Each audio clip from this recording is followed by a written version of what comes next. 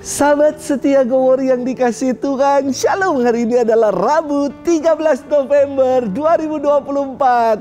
Salam sehat, penuh berkat untuk kita semua. Kembali kita akan bersama-sama merenungkan firman Tuhan hari ini yang diambil dari Injil Lukas 17 ayat 11 sampai dengan 19. Mari kita siapkan hati kita. Haleluya, haleluya, haleluya. Hendaklah kalian mengucap syukur dalam segala hal, sebab itulah yang dikehendaki Allah bagi kalian di dalam Kristus Yesus. Haleluya, haleluya, haleluya. Tuhan bersamamu dan bersama rohmu. Inilah Injil suci menurut Lukas, dimuliakanlah Tuhan. Dalam perjalanannya ke Yerusalem, Yesus menyusur perkotaan Samaria dan Galilea. Ketika ia memasuki suatu desa, datanglah 10 orang kusta menemui dia. Mereka tinggal berdiri agak jauh dan berteriak, "Yesus, Guru, kasihanilah kami." Yesus lalu memandang mereka dan berkata, "Pergilah, perlihatkanlah dirimu kepada imam." Dan sementara dalam perjalanan mereka menjadi tahir. Seorang di antara mereka ketika melihat bahwa dirinya telah sembuh, kembali sambil memuliakan Allah dengan suara nyaring, lalu tersungkur di depan kaki Yesus dan mengucap syukur kepadanya. Orang itu adalah orang Samaria. Lalu Yesus berkata, "Bukankah ke-10 orang tadi semuanya telah menjadi tahir? Di manakah yang 9 orang tadi? Tidak adakah di antara mereka yang kembali untuk memuliakan Allah selain orang asing ini?" Lalu ia berkata kepada orang itu, "Berdirilah dan pergilah, imanmu telah menyelamatkan dikau." Demikianlah sabda Tuhan. Terpujilah Kristus.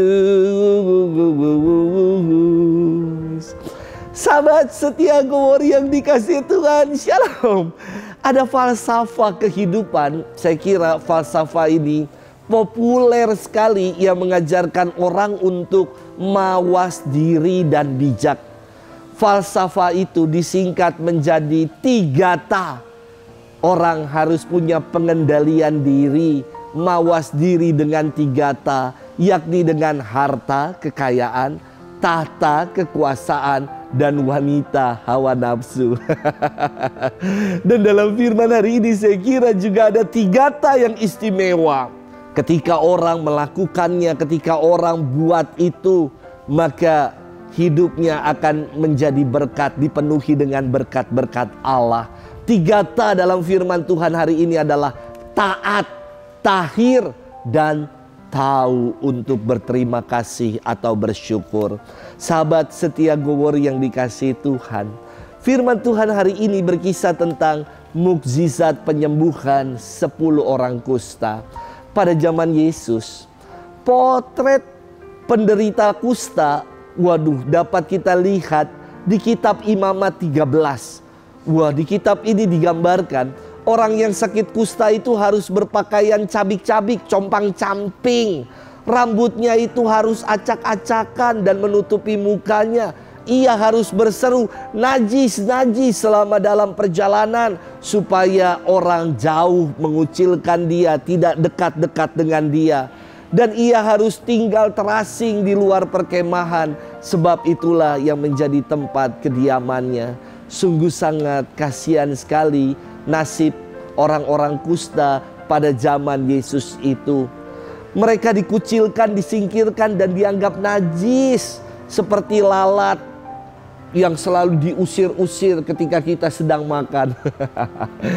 Firman Tuhan hari ini istimewa. Dikatakan mereka berdiri agak jauh karena mereka takut, tidak berani menjumpai Yesus bersama dengan kumpulan para murid, juga orang-orang banyak yang mengikutinya. Maka dari jauh mereka hanya berani berteriak dan mengatakan, "Guru, kasihanilah kami." Karena mereka nggak boleh dekat-dekat dengan orang yang sehat. Dan Yesus memandang mereka serta berkata, "Pergilah, perlihatkanlah dirimu kepada imam." Lah, kenapa ya? Kok mereka udah datang kepada Yesus, lantas malah disuruh pergi dan memperlihatkan diri kepada imam? Karena dalam kitab Imamat 13 dikatakan, kalau ada orang yang terkena penyakit kusta, dia harus dibawa kepada imam untuk memeriksanya apakah ia sudah sembuh atau belum.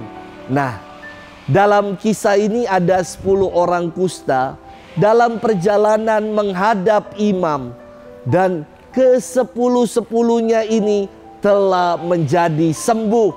Namun yang istimewa, hanya satu yang kembali dan dijelaskan identitasnya siapa itu yang kembali.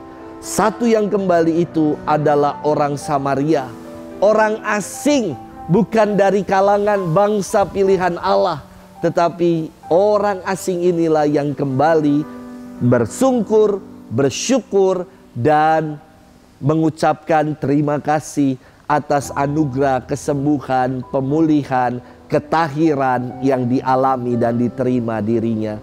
Sementara 9 orang yang lain tidak datang kembali, lupa untuk bersyukur dan berterima kasih atas anugerah yang telah dialami dan diterimanya.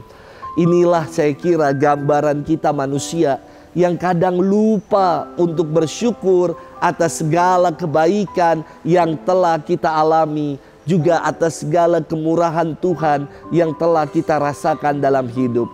Sahabat setia Go Word yang dikasihi Tuhan, jangan pernah lupa akan segala kebaikan dan kasih Tuhan dalam hidup. Ia adalah Tuhan yang baik, yang selalu menjaga dan memelihara kita.